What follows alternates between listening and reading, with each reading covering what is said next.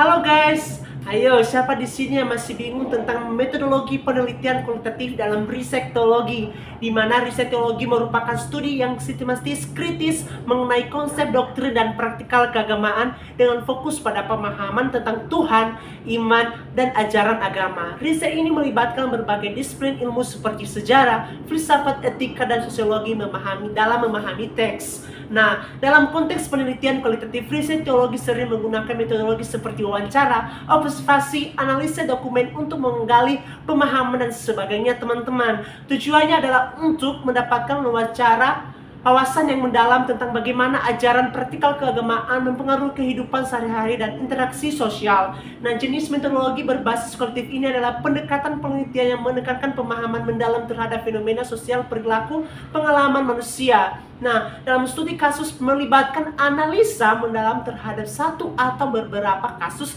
tertentu dalam konteks spesifik.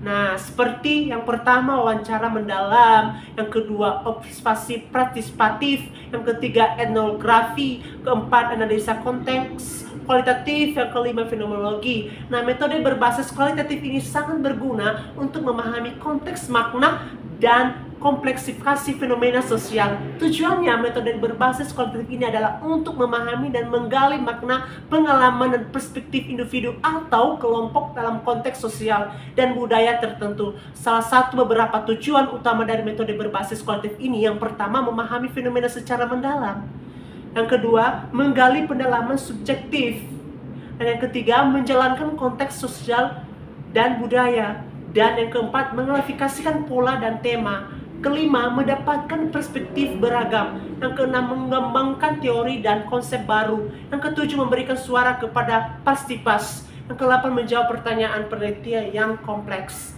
Nah, dengan demikian teman-teman, metode berbasis kualitatif ini sangat berperan penting dalam penelitian sosial dan humaniora, memberikan wawasan yang mendalam dan kontekstual tentang berbagai fenomena yang terjadi dalam masyarakat. Nah, langkah-langkah dalam metode berbasis kualitatif ini dapat bervariasi ya teman-teman, tergantung pada jenis penelitian yang kita gunakan, yang kita melakukan pendekatan dalam topik-topik tersebut. Yang pertama, penentuan topik penelitian. Yang kedua, studi literatur. Yang ketiga, memilih metode dan desain yang penelitian. Keempat, mengumpulkan data. Kelima, perkondensasian data. Keenam, analisis data. Yang ketujuh, interpretasi data, dan lain-lain sebagainya teman-teman.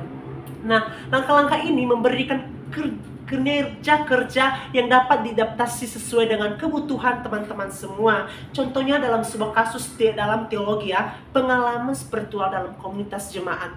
Kasus ini melibatkan sebuah komunitas di desa kecil, kita anggap aja di desa kecil yang mengalami perubahan signifikan dalam praktikal jemaat setelah kedatangan seorang pemimpin baru. Nah, pemimpin memperkenalkan pendekatan yang lebih instruktif dan modern yang menyebabkan pengegasan dan interaksi anggota komunitas dan keyakinan mereka. Nah, langkah-langkahnya seperti yang pertama, mengumpulkan data, melakukan wawancara dan mendalam dengan anggota komunitas. Yang kedua, analisa data, mengidentifikasikan tema dari wawancara seperti perasaan, keterlibatan, dan perubahan kehubungan antara anggota. Yang ketiga, interpretasi data, menggunakan perspektif teologi untuk memahami pengaruh ajaran agama yang inklusif terhadap pendalaman iman anggota. Peran teologi dalam analisa ini adalah membantu penelitian memahami konteks ajaran agama dan bagaimana perubahan dan praktikal dapat diinterpretasikan.